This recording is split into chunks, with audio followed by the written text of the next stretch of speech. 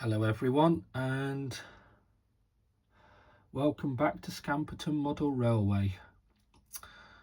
This is just a little update before Christmas, so it's just to basically give everyone an idea of what I've been up to, which is not a great deal but also a great deal, which sounds a really odd statement to make, but you'll see what I mean.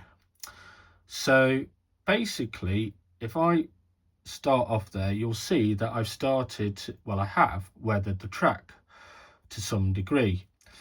All the ballasting is complete, and you'll see as I go around what I've been up to. Basically, I bought some spray cans and watched a chap called the guy at Heaton Long Junction, and he mentioned that he used a light grey primer alongside Humbrol spray can Dark Earth. So here you'll see that I've used Rail Match Sleeper Grime in conjunction with a bit of the light grey spray paint and then some of their light rust, which has in fact, as if I companion, you'll see is actually not too bad a job. And that's just to simulate long time used track coming out of the station. Then as you go down, you'll see the Dark Earth. If I just try and hold that, you'll see the Dark Earth in the middle alongside the grey. And then what I did was I got some matte black, created a wash, and tried to simulate oil, diesel, all the stuff that you get at stations, which is very much, mucky ballast, worn, and covered in oil and diesel. Now, it's kind of work and it's kind of not. I'm not happy with it yet, but I'm not entirely sure about the next stage in making it better. So I need to do some reading up on how to do it. But the guy at Heaton Lodge Junction is really right that it was his suggestion, and to use that in the video from a couple of weeks ago has proved right, as I really do like the Dark Earth in the middle. It does give it a bit of an effect on the side ballast, on the sides of the ballast. As I go around, you'll see that I've tried to keep the grey in the middle, and then I intend to change the colour as we get to the points. Now, I've gone all the way around doing this, and today I got the old track rubber out and cleared the track. You'll see as I go along that I've tried to again put some, give it the illusion of oil and an older point, in maybe not necessarily in need of repair, but in it's been there for a while. It hasn't really worked, so I need to go over that. But that again was just simply matte black with watered down and then just painted on with a brush. But over here I've used again the Dark Earth with a bit of light rust and the medium grey, and it has actually worked quite well. So I might leave it like that on this side, as I quite like that. I need to put the cable trunk in on this side and also the catenary gantries, but that's a job for in between Christmas and New Year whilst I'm off. The other little bit of stuff I've been building up is re-going over this scene, and I don't know whether you can see it, but you can see a flickering light in the back. I got that from Bunter's Yard, and I am experimenting with making smoke in there to simulate a drill night and fake smoke that you get when they are doing their training. All the figures are going down, and I've even added a bit of wire to simulate a hose. Ignore the Royal Mail and the Land Rover. I've just got to move those back into the housing estate. but that estate scene should come on quite well. Obviously we've still got the flashing fire engines, etc., so that's another little scene that's coming along, and I quite like the flickering light, so I just need to do the smoke better. But for a little bit of stuff you get out of an old pillowcase with a bit of spray can, it didn't look too bad. Well, it doesn't look too bad, I should say. Not didn't, it doesn't look too bad.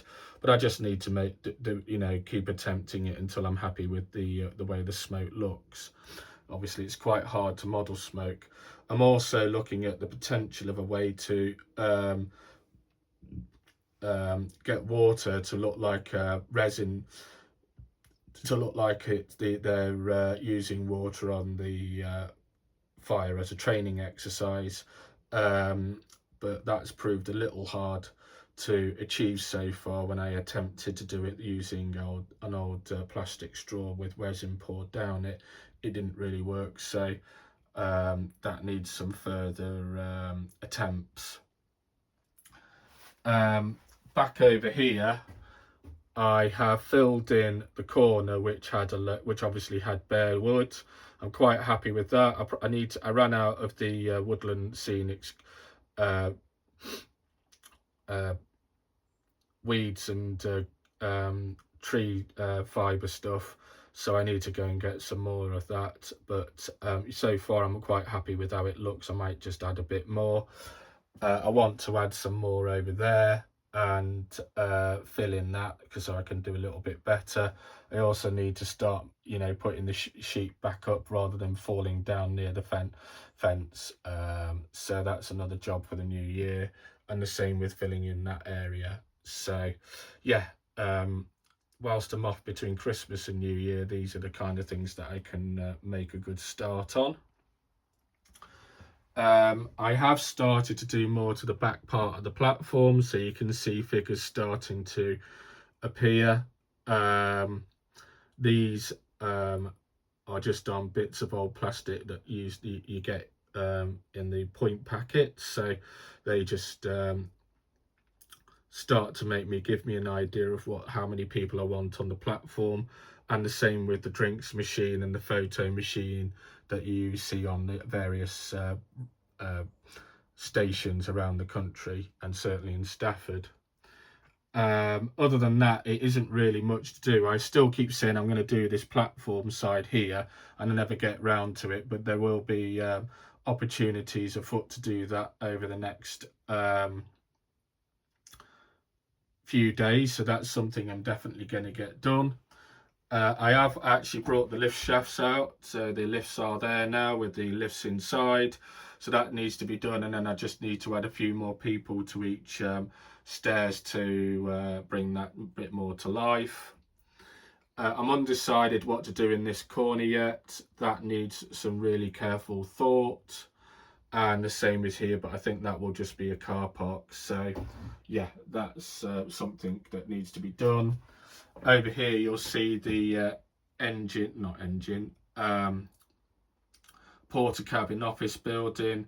That I've got a light in there, I just haven't actually connected it up, but I'm thinking I'm going to turn this into a little training straight network rail, or whatever they're called now, area. And the only reason I say that is we've got something similar to that at Stafford Station, but also as you drive out, you come out of Stafford Station heading north, on the left hand side just around Great Bridgeford, there's a little area where they store railway machinery, so I'm looking to use that as a bit of a way to model that up, and that'll go from there just to around there, and I'll get some railway workers doing work in there, so I think that'll look quite a nice scene, and then maybe have a couple of cars parked up. So yeah, that will use that space wisely.